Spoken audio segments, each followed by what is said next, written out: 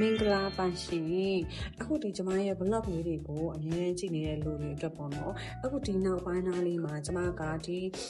export မှာဆိုလဲကျမတို့အခုလက်ရှိမှာကြုံတွေ့နေရတဲ့ policy လေးတွေနဲ့အခက်အခဲလေးတွေနဲ့ကိုကျမပြောပြတယ် import မှာလည်းကျမကြုံတွေ့နေရတဲ့ policy လေးတွေနဲ့အခက်အခဲလေးတွေနဲ့ပေါ့နော်ကျမရဲ့ code တွေကိုကျမ sharing လုပ်ပေးတယ်အဲ့ဒီနေရာလေးမှာဘာဖြစ်လဲဆိုတဲ့အချိန်ကကြတော့ဒီ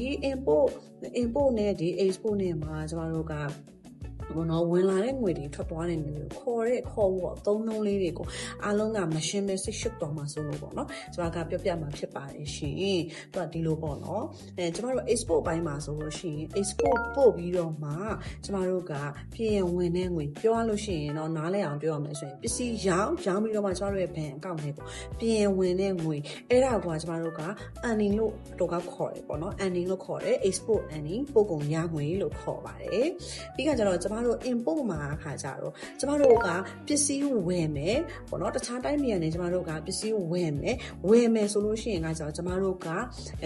ထဲမှာရှိတဲ့ငွေကိုပြရတော့မယ်ဒီငွေနဲ့ကျမတို့ဝယ်ပါမယ်ဆိုပြီးဘဏ်ထဲမှာရှိတဲ့ငွေကိုကျမတို့ကပြရရတယ်အဲ့ဒီဥစ္စာကကြတော့ကျမတို့က import ပိုင်းမှာဆိုရင်ကျမတို့ကကြတော့ credit လို့ခေါ်ပါတယ်ရှင်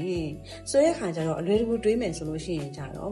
export ပို့ပြီးတော့မှကျမတို့ရလာတဲ့ငွေကို export earning လို့ခေါ်ပြီးတော့မှအဲ့ဒီ earning ကို export သမားက import သမားစီကိုပြန်ရောင်းလိုက်ပြီဟုတ်ပြီအဲ့ဒါဆိုရင် import သမားဘက်ကနေရကြတော့သူကကြည့်မယ်ဆိုလို့ရှိရင်ကြတော့သူဒီငွေရှိချောင်းပြဖို့ဒီငွေနဲ့သူဝယ်ပါမယ်ဆိုတာကိုပြဖို့ဆိုတဲ့အတွက်သူ့ဘက်ကနေ import သမားဘက်ကနေကြတော့ဒီ earning ကိုသူကဘာခေါ်မလဲဆိုတော့ credit လို့သူကခေါ်ပါမယ်ရှင်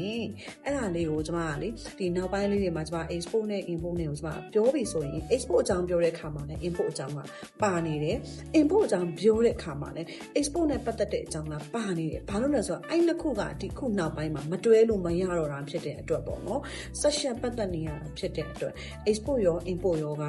နှစ်ပိုင်းစလုံးမှာပါနေတယ်အဲ့တော့ကျမပြောလိုက်ရင်တစ်ခါတလေမှာ credit ဖြစ်ပြီးတစ်ခါတလေမှာ earning ဖြစ်သွားတယ်အဲ့ဒီအကြောင်းလေးကိုကျမကနားလည်အောင်ရှင်းပြတာဖြစ်ပါတယ်ရှင် export ဘက်ကကြည့်မယ်ဆိုလို့ရှိရင်တော့ဒီဘဏ်ထဲမှာဝင်လာတဲ့ပို့ကုန်ရငွေကို earning လို့ခေါ်ပြီးတော့မှ import ဘက်ကနေရကြတော့ပစ္စည်းဝယ်မယ်ဆိုလို့ရှိရင်ဘဏ်ထဲကနေပြီးတော့မှပြပေးရတဲ့ဘဏ်ထဲကနေပြီးထွက်ရမယ်ပတ်စံကို credit လို့ခေါ်ပါတယ်ရှင်ကျေးဇူးတင်ပါတယ်ရှင်